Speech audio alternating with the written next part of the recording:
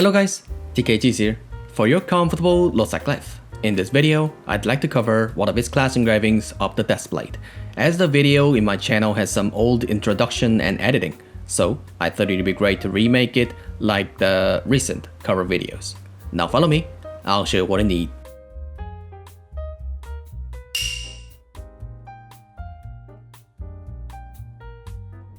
Let's start with the basic of this video.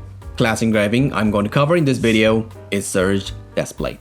You might be wondering, isn't the Surge blade is already on your channel? Well, actually previous build of the Surge was about the Dark Axel build, so you can find the differences on the skill build, composition, and from the video title. Well, back to the main part, Surge engraving is mostly focusing or depending its DPS performance on the Surge skill itself, or the identity. One interesting thing you need to know is that this part. The reason you need to make a full stack Surge is because of that reason. If you miss that 60 stack Surge, or if you fire the Surge less than 60 stacks, your Surge damage will be cut down to half. And almost 50 to 60% of the damage proportion are coming from the Surge. So in other words, if you didn't make an effective hit, or if you fail to fire it at the full stack, your DPS will be cut down. Build of the Surge can be summarized like this. Actually, the build itself is not different from the previous videos, but I added 2 more options for the 5-3+1 and the ceiling build. And of course, critical and the specialization with the entropy gear must be fixed to use on any situation. And also on the engravings, you can use the raid captain for the ceiling performance on the 5-3+1 build. Problem is that you need to turn on the maelstrom before you fire the Surge. And of course, it can be better when you get the certain movement speed buff during the gameplay. Otherwise, you won't get the efficient support from the raid captain. So you need to keep in mind when you decided to use the raid captain on your engraving build. Kimblon weapon and the Curse build has not much differences on the DPS performance, so you can use it by your preference. If you don't like the Curse penalty, you can use the Kimblon weapon, or if you don't care that much, you can still use the Curse as your engravings. Also, the Surge has a great proportion on the DPS performance, so I suggest you to use the Adrenals more than level 2 to not to get a stress from the no critical numbers. Additionally, 5-3+2 engravings can be like this. Build is quite similar with the 5-3+1 build, but one thing you need to keep in mind is that level 2 Kimblon weapon is not recommended, because it will drop the cost efficient and the damage itself. Actually, level 2 Kimblon weapon on the 5-3+2 engravings might be the waste of gold. As you guys might already and roughly know about the Surge Deathblade is great DPS performer on all time in the LostArk right now. If you filled up some requirements, I mean if you are confident on your controls and know how when to deal damage during the raid. And I think the Deathblade performance is quite depending very much on the player itself. So personally I think it has some deviation on player by players. If you want to do some no deviation character with great performance, well, I'll say do the breaker. And after the patches on the October 2023, Deathblade is now can bounce back more easily than before, well, except for the remaining energy. Unfortunately, as I mentioned, commonly the Deathblade DPS performance are in your hands, and above all, you need to keep check the 60 stacks, check the gimmicks, and sometimes you have to predict or more like calculate your skill cycles and fire the Surge accurately. Also, if you don't like the character which the damage performance is entirely depending on the one skill, this class might not be suitable for you. And of course, you need to stay back, because it is another back attack type class. Core mechanic of the Deathblade is Surge. Well, in more Korean expression, you have to fill up the 3 bubbles, turn on the identity, and then fill up the 60 Surge stack with your skills, and then fire the Surge at the end. After that, turn on the identity again, do the stacking things, and fire. Yep, you have to repeat this all the time. Well, for the emergency identity supply, firing the Surge at 40 stacks will fill up the identity full. Identity meters or the Surge stack can be checked right of your character bar, or you can check above your buff window. Composition of the Surge Deathblade can be summarized like this. As I said, all of the skills are like the builder or the stairs for the Surge. All of the skills on the Surge are actually utilized as a stacking skill, but the damage proportion is not that can be entirely discarded. Still, the other skills is actually can perform about 50 to 40% of the damage proportion, so making an effective hit with the other skills is also important for your DPS cycle. Pretty obvious, because well, actually you need to make an effective hit to make a 60. So try not to think about discarding some of the skills on your gameplay. But of course, inevitably, sometimes you can miss some of the stack because of the random factors. In that case, you need to remember these stack numbers to utilize on many different situations. Of course, you don't have to remember, you don't have to try to memorize it. This thing is actually can be naturally acquired as you keep playing the game with your Deathblade.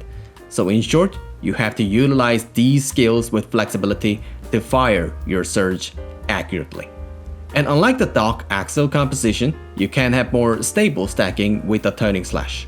Of course, you need to concern more about the positioning because there are only one skill on your movement skills. So you need to consider your position more than Dark Axel build.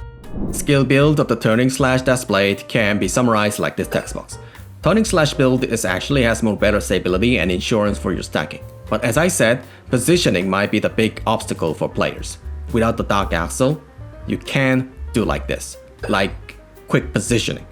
Spin cutter is a great positioning skill, but it takes some time to get used to it. So if you are playing the Deathblade with this build first time, you might have some hard time to do the positioning. But after you get used to it, you will have a stable stacking than any other builds of the Deathblade. And one more thing, if you wish to do the better performance on the destruction, if you go with this build, you have only one destruction skill on your skill composition. So to be more active on the destruction, I suggest you to use the destruction tripod on the turning slash. Awakening is a blade assault. Actually, I did the recommendation on the flash blink because it'll supply the identity faster, but as the blade assault can be a great part on the skill circulations. The blade assault can stack the surge during the awakening. So if you like to pour more surge during the raid as I do, using the blade assault is quite recommended.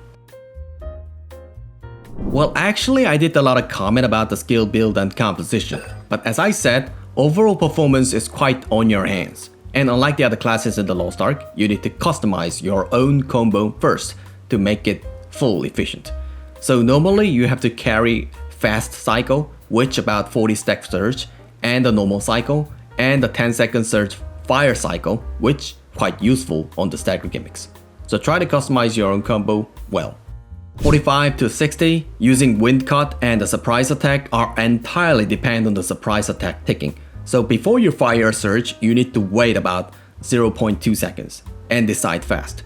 If you think you can't reach the 60 with the surprise attack, you have to use the spin cutter for the 60 and then fire the surge on the right time. Press and holding might make you too hard to get into your position. So instead doing press and hold, try to use it like a chain skill.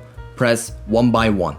You can have more free time to aiming your spin cutter, and then you can move off to your position more easily. Kinda weird, but sometimes you need to give up the 60 surge on some situation. You must not get so obsessed to firing the 60 stat surge.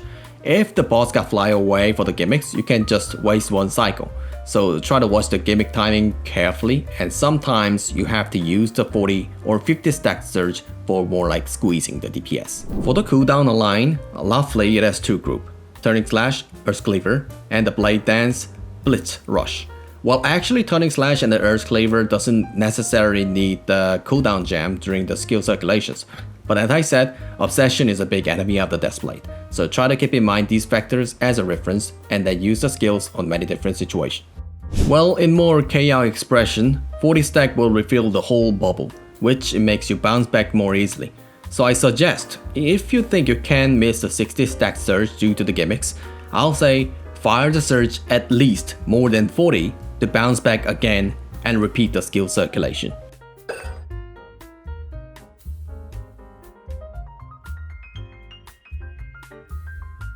Skill combo can be summarized like this, but as I said, skill combo of the Surge Blade is really a reference, more like you need to understand it first, not memorizing it. You need to know or how to utilize your different skill with more flexibility. More like you need your own combo for your surge circulations, but I leave a combo for as your reference.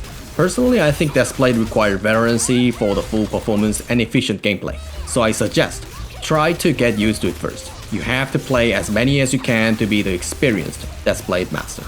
Oh, by the way, if you decided to use the raid captain as your engraving, you need to use the Maelstrom to get the raid captain supported surge. That's it for this video. Thanks for watching everyone, and always thanks for your big support. Hope this video was a little helped for your LostArk journey. Hope you do well with your Deathblade with this video. And of course, if you like my videos, hit the sub for more upcoming infos. I'll come back with more useful infos in the next video.